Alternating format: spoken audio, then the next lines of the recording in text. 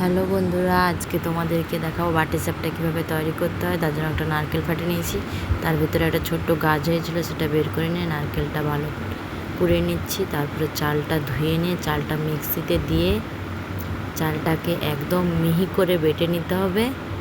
চালটাকে বেটে নেওয়ার পরে চালটা মিক্সিতে দিয়ে ভালো করে চালটাকে বেটে নিতে হবে।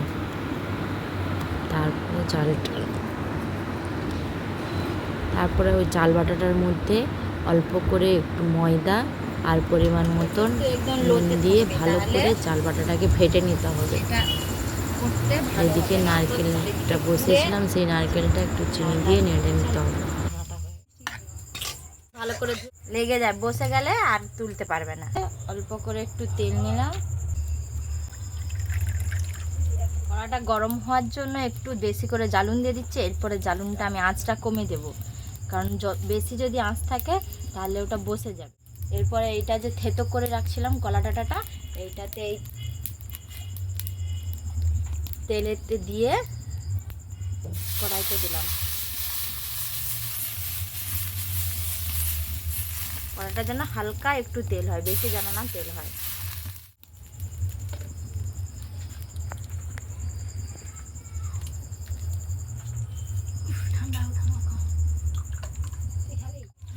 তোমরা দেখতেই পাচ্ছ ওখানে একটু চালের বাটাটা একটু মোটা হয়ে যাওয়ার জন্য তাই একটু জল দিয়ে দিচ্ছি। যত পাতলা হবে তত করতে সুবিধা হবে। এবার দিয়ে দেবো, দিয়ে এবার এটা ঘুরিয়ে দেবো।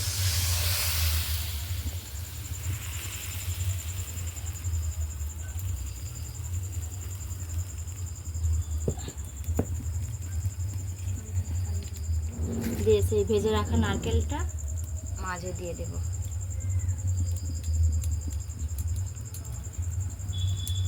এবার কিছুক্ষণের জন্য ঢাকা দিয়ে দেবো।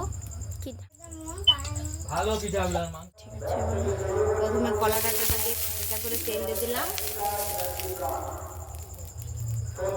তারপরে সেই চালের গুঁড়াটা একটু করে দিয়ে দিলাম, দিয়ে চারিদিকে এমনভাবে ঘিরে নিতে হবে। গরু কোথায় হবে?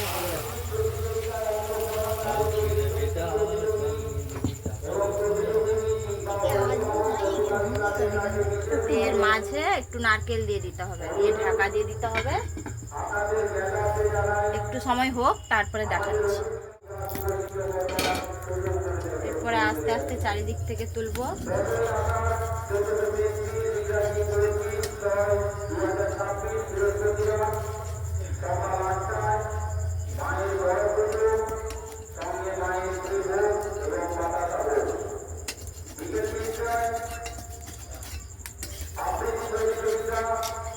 আপনাদের বাড়িতে যদি এমন লোহার কড়া থাকে তাতে করবেন, তাহলে তাড়াতাড়ি উঠে যাবে। উঠে গেল কত সহজে। এরপরে এটাকে একটু উল্টে দেব।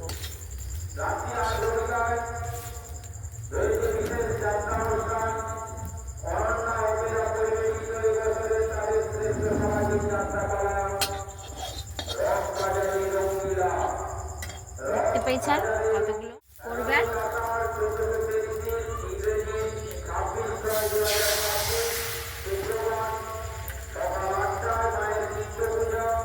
এভাবে ঘুরিয়ে নিতে হবে।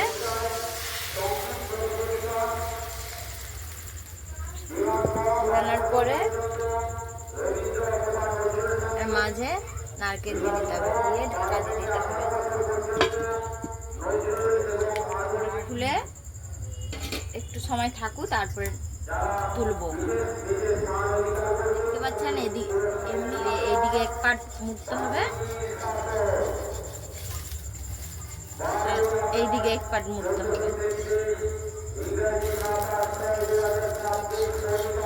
বা এটাকে উল্টে দিতে হবে।